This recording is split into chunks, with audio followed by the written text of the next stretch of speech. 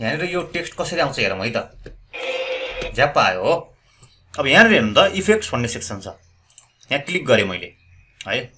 तपाईँ यहाँ माथिपट्टि इफेक्ट्स भन्ने सेक्सन पनि छ, यहाँबाट गर्दा पनि हुन्छ हजुरले है। यो हजुरले प्र्याक्टिस गर्नु होला।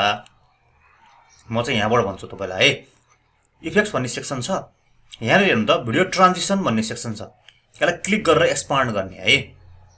यहाँनिर तपाईँको चाहिँ ट्रान्जिसनहरू छ के, कसरी आउने कसरी जाने भन्ने कुरा भन्न खोजेको के भन्दाखेरि त्यो स्लाइडलाई मैले एक्सपान्ड गरेँ अनि ब्यान्ड स्लाइडलाई क्लिक गरेर टाइटलको अगाडि राखेँ। माउस चेन्ज हुन्छ हेर्नु है, मैले माउस छोडेको छैन, त्यसरी अगाडि राखिदिएँ।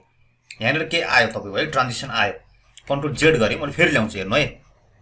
ब्यान्ड स्लाइडलाई क्लिक गरेर ताने, यहाँ ल्याएर छोडिदिएँ, ठ्याक्कै यहाँ जोडिदिनुपर्छ है, छोडिदिएँ। अब यसलाई मैले अगाडि लगेँ, प्ले गरेँ, ए इफेक्ट युज भएर आयो के। अब पुस राखौँ है त, फेरि यो हटाएर पुस राखौँ है त, यसरी आयो हो।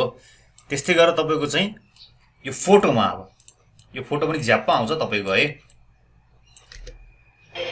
झ्याप्प आउँछ हो।